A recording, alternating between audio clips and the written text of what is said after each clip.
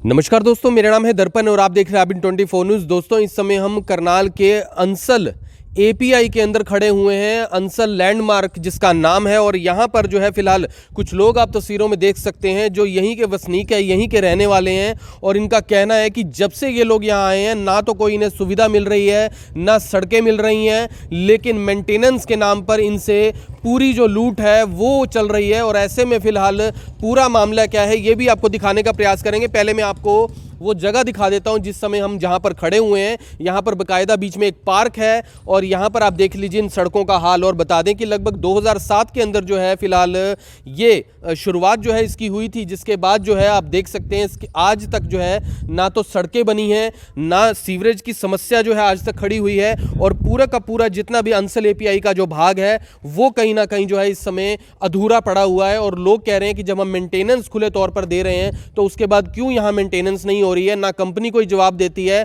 और यहाँ पर यह भी चीज़ फिलहाल बताई जा रही है जो कि इन्हीं से ही हम बात करेंगे। इनका कहना है कि जो कंपनी इसे चला रही है उसके पास इसका लाइसेंस भी नहीं है। तो यहाँ पर पूरा मामला क्या है उनसे बात करने की कोशिश करते हैं। जो एसोसिएशन के प्रधान हैं उनसे बात करते हैं अंसल के। क्या कुछ कहना चाहेंगे सर? क्या नाम है, क्या कुछ कहेंगे? यहाँ पर लोग परेशान हैं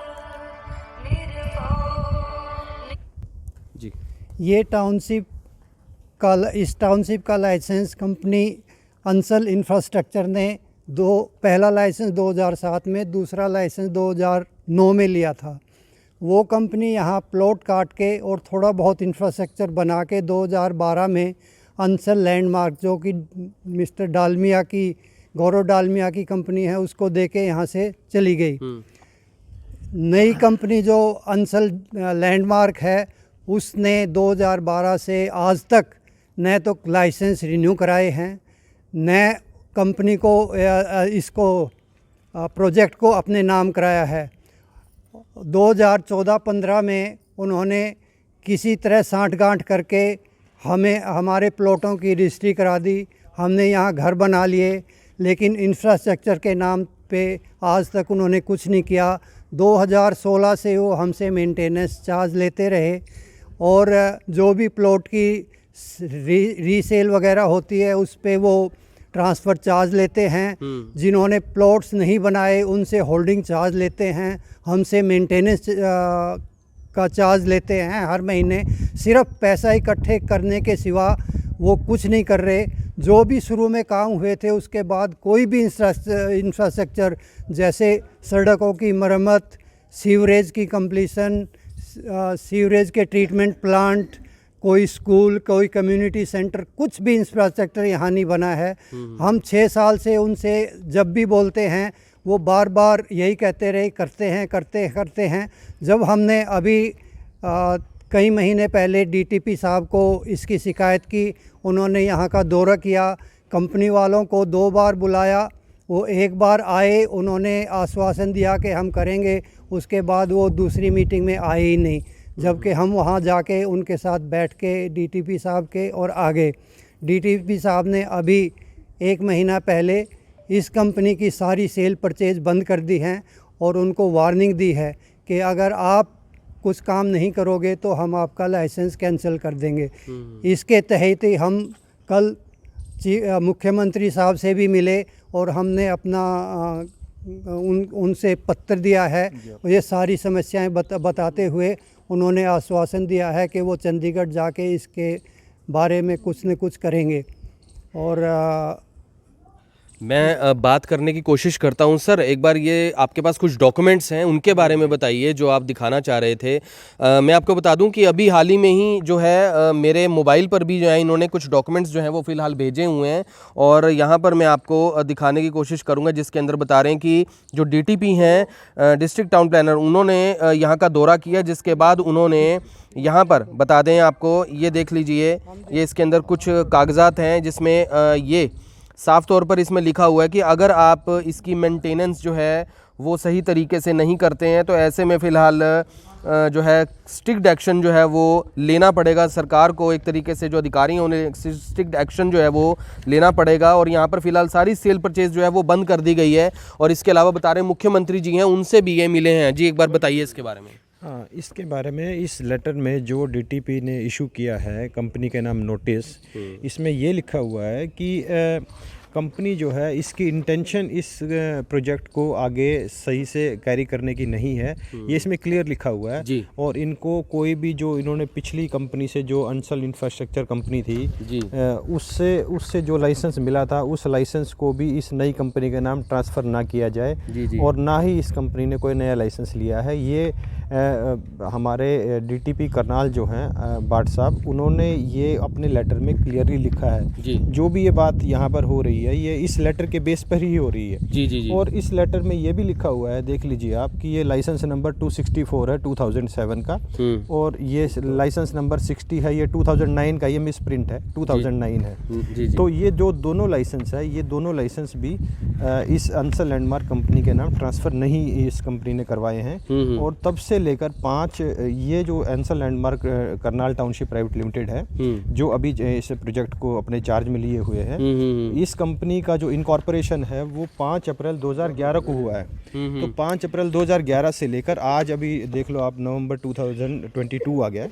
तो इस लगभग 12 साल के अंदर इस कंपनी ने कोई भी एक भी सिंगल ब्रिक वर्क कुछ भी यहाँ पर यानी नहीं किया। ये अभी आप बता रहे हैं कि ये बिना लाइसेंस के चल रही है कंपनी है? हाँ, इस हिसाब से, क्योंकि ये डीटीपी साहब का जो लेटर है इसके हिसाब से तो यही डीटीपी साहब ने अपने लेटर में ये बात कही है। हाँ, उन्होंने ये लिखा हुआ है कि यदि आप ये इसमें लास्ट पॉइंट देख लीजिए, इसमें इन्होंने ये लिखा हुआ है कि ये director general town and country planning department Haryana with request not to renew the aforesaid licences, यानी ये 2064 नंबर और 2007 का, और ये 60 नंबर लाइसेंस 2009 का, ये दोनों लाइसेंसेस जो है इनके नाम रिन्यू नहीं कराए जाएँ।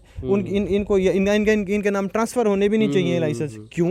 क्योंकि इसमें देखिए ये लिखा है for a further period as the licensee is not taking any interest to start complete the internal development works। इसका मतलब ये कंपनी इंटरेस्टेड ही नहीं है इस प्रोजेक्ट को। कौन से काम है हम वो देखना भी चाहेंगे। यहाँ पर तो साफ तौर पर हमने टेक्निकल चीज़ें तो सारी दिखा दी हैं, तो अभी कौन से काम है यहाँ पर हमने अभी फिलहाल ये दिखाई है शुरुआत में, और क्या कुछ है दिखाने के लिए आप बता रहे हैं आगे भी अभी फिलहाल? हाँ, अभी आप जब जाके देखेंगे ना, यहाँ पर कोई फैसिलिटी नहीं है, ना कोई स्कूल है, ना कोई मार्केट है। तो यहाँ पर काफ़ी साल हो गए, कोई कम्युनिटी सेंटर वगैरह बना है? कोई कम्युनिटी सेंटर नहीं है जी, कोई हॉस्पिटल नहीं है, कोई स्कूल नहीं है, कोई शॉपिंग कॉम्प्लेक्स नहीं है, मतलब यू नेम ए थिंग, कुछ भी तो यहाँ नहीं है ना।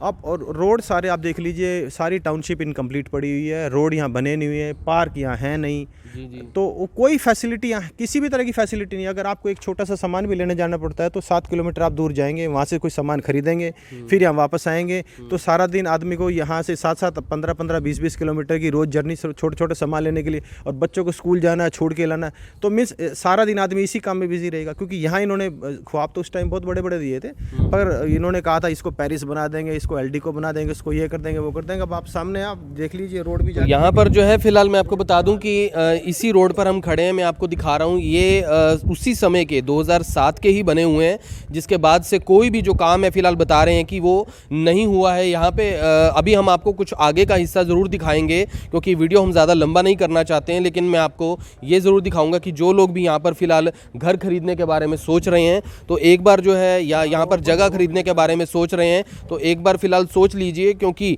मेंटेनेंस तो लोग दे रहे हैं, लेकिन मेंटेनेंस देने के बावजूद जो है यहाँ पर कोई भी जो है मेंटेनेंस चार्जेस देने के बाद भी कोई मेंटेनेंस जो है वो फिलहाल यहाँ पर नज़र नहीं आ रही है। आपको अब सीधा आगे की तस्वीरें दिखाने का प्रयास करते हैं। तो यहाँ पर देख लीजिए कि हम आ गए हैं बी ब्लॉक में, और यहाँ पर देख लीजिए बता रहे हैं कि यहाँ पर जो डीटीपी साहब है उन्होंने यहाँ पर दौरा किया, देखा सड़कों का हाल। आप आगे तक देख लीजिए, मैं आपको दिखाने का प्रयास जो है मैं कर रहा हूँ। ये देख लीजिए, जूम के जरिए भी आपको दिखा देते हैं कि पूरी की पूरी सड़क ही दूर तक किस तरीके से डैमेज हुई है। और ये सिर्फ इसी जगह का हाल नहीं है, मैं आपको दूसरी जगह भी दिखा देता हूँ। जो लोग फिलहाल इंटरेस्टेड हैं इस जगह पर जो है लेने के लिए लैंड को, तो यहाँ पर देख लीजिए कि इधर भी रोड का हाल देख लीजिए आप, दूर दूर तक आपको जो सड़क है उसका क्या हाल दिखेगा। और बता दें कि लोग यहाँ करोड़ों रुपए खर्च कर रहे हैं अपने मकान बनाने के लिए। उन्हें लगता है कहीं पीस ऑफ माइंड जगह पर घर ले लिया जाए, लेकिन ऐसे में फ़िलहाल जिस तरीके से लोग परेशान हैं, कुछ और लोगों से बात करते हैं और फिलहाल इस वीडियो को हम ज़्यादा लंबा नहीं करेंगे। जी बताइए, आप क्या कुछ कहना चाहते हैं? देखिए, अभी पीछे हमने आपको बताया था कि मुख्यमंत्री को इस संबंध में हमने ज्ञापन दिया है। अभी आप देखिए, कंपनी की तरफ से, सरकार की तरफ से स्वच्छता अभियान शुरू किया है। स्वच्छता सर्वेक्षण दिवस सप्ताह। अब ये स्वच्छता सर्वेक्षण दिवस देखिए, सड़कों की हालत आपको दिख रही है, वो सामने जो मिट्टी पड़ी हुई है वो गंदा नाला है। करनाल शहर का सारा गंदा नाला ये आगे जो गाँव में से होता हुआ जाता है, इसका ये हाल है। पूरे कम्प्लेक्स में इसके अंदर 8-10 डेंगू के केस फैले हुए हैं। सरकार का इस तरफ कोई ध्यान नहीं है, कंपनी कुछ करना नहीं चाहती। अभी आपने गरीबों को आशाने देखे, क्या बुरा हाल है, करोड़ों रुपए लगाने के बाद और वो खाली पड़े हैं। खाली इसलिए पड़े हैं कि वो रहने के लायक ही नहीं जगह। मुख्यमंत्री जी ने क्या बोला है जब आपने उनको ये ज्ञापन दिया है? मुख्यमंत्री जी ने हमें बड़ा अच्छा आश्वासन दिया है और उनके आश्वासन से हम सहमत भी है, परंतु अधिकारी जो है वो इस ओर ध्यान नहीं देते। अधिकारी उन मामलों पर लिपापोती करने की कोशिश करती है। एक कंपनी समस्त उसको पूरे एक कंपनी स्मार्ट सिटी करनाल की जो सरकार शहर के देश के 10 शहरों में शामिल है, प्रशासन की नाक के नीचे सेक्टर 4 के साथ और घोर अंधेरा हो रहा है।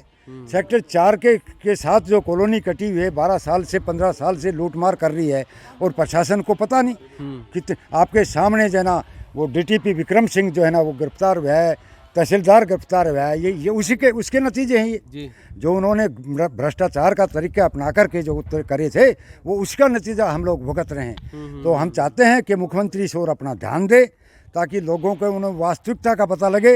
ये आप इधर झाड़ियाँ देख लो, ये गाँव से भी बदतर है। इन्हों कोई कह सकता है चारों तरफ एनक्रोचमेंट है जी। और हमारी ये मैडम जी वगैरह ये आपको लेडीज जी भी बताएंगे। मैम क्या नाम है, क्या कुछ कहना चाहते हैं? उषा कटियाल है मेरा नाम। मैं 2011 से यहाँ पे रह रही हूँ।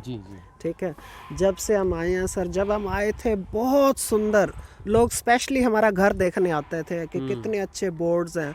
अब आप ये बोर्ड्स का नज़ारा देख लीजिए। इनको ये कहते हैं कि बोर्ड्स ये उतार लीजिए, लोहे के वो देख रहे हैं। मैम आप इसको ज़रा रिकॉर्ड करके ले जाना। ये लोगों के सिर के ऊपर गिरते हैं लेकिन कंपनी वालों को कोई परवाह नहीं है। ठीक है, जितनी भी यहाँ लेबर क्लास है वो भी ऐसे ही, मेरे ख्याल 60 अबव वाले इन्होंने लगा रखे हैं। कोई काम हमारा सिस्टमेटिक नहीं होता कोई भी। तो लोगों को आप क्या सलाह देना चाहेंगे यहाँ घर लेने के लिए, क्या बोलेंगे? सर देखो, हम यहाँ रह रहे हैं, लोग मुझे ये भी कह सकते हैं कि आप तो रह रहे हैं, हमें सलाह नहीं देते। लोगों का अपना नज़रिया, लोग यहाँ आए देखें कंपनी का क्या हाल है और वो डिसाइड करें। मैं कौन हूँ डिसाइड। तो कहीं ना कहीं आप लोग मेंटेनेंस दे रहे हो, कितनी मेंटेनेंस जाती है आप लोगों की? सर 2017 से यहाँ पर मंथ क्या मेंटेनेंस? हाँ जी, फ्लोर है हमारे पास 3 फ्लोर की मैं मेंटेनेंस देती हूँ। पर मंथ शायद 2000 रुपया पर मंथ है मेंटेनेंस। 1000 रुपये पर मंथ है। और वो उसका मुझे कोई फ़ायदा नहीं होता। चारों तरफ एक छोटा सा काम करना हो ना, कंपनी में कॉल करो, आप मानेंगे नहीं सर, वो जो झाड़ू देते हैं ना, वो झाड़ू के सीख भी ठीक से नहीं होते और वो कूड़ा उठाने के लिए अपनी चप्पलों का इस्तेमाल करते हैं। कूड़ा उठाते हैं बस। हाँ, हाउस टैक्स सर एक और बात है, हमारे से कमेटी प्रॉपर्टी टैक्स भी ले रही है, हाउस टैक्स भी हम दे रहे हैं और मेंटेनेंस भी दे रहे हैं। ये दोहरी मार हम सब रेजिडेंट पर क्यों? ठीक है, फैसिलिटीज नहीं। हाँ जी, फैसिलिटी नहीं है। हमारा ये अनुरोध है सरकार से कि ये अपने अंडर ले ले सर। मेन बात, तो अब आप ये चाहते हैं कि नगर निगम के अंडर चली जाए? 1 मिनट सर, जो बिजली का सिस्टम है ना, इन्होंने हमें कहा था जब रेजिडेंट यहाँ 30% हो जाएंगे हम ये सारा आपका बिजली बोर्ड के अंडर कर देंगे। लेकिन आज तक कंपनी की तरफ से बिल भेजे जाते हैं। मैं 12 साल से कंपनी में ही बिल पे कर रही हूँ। हमारा आज तक हरियाणा बिजली बोर्ड को ये ट्रांसफ़र नहीं किया गया। क्यों? कंपनी ने वो काम किए ही नहीं। वो ट्रांसफार्मर जो लगाने हैं वो किए ही नहीं। अब धीरे धीरे यहाँ लोग बढ़ रहे हैं और लाइट यहाँ होती नहीं है। सिस्टम व्यवस्था टोटल चौपट है। तो यहाँ पर जो है फिलहाल आप देख लीजिए, अब लोगों को ये डिसाइड करना है कि अगर उन्हें यहाँ जगह लेनी है तो वो आए, देखें, लोगों से बात करें, क्योंकि यहाँ पर लोग तो किस तरीके से हताश हैं, परेशान हैं, सालों से मेंटेनेंस भी दे रहे हैं, लेकिन मेंटेनेंस कैसी चल रही है ये आप तस्वीरों में देख पा रहे हैं। आपसे फिर इस वीडियो को ज़्यादा शेयर करें, फिर से जुड़ेंगे अभी 24 के ऊपर। तब तक के लिए जय हिंद। अब यहाँ तक आ ही गए हैं तो हमारे चैनल को सब्सक्राइब जरूर करें और नीचे दिए गए बेल आइकन को जरूर दबाएं ताकि हर खबर सबसे पहले पहुंचे आप तक।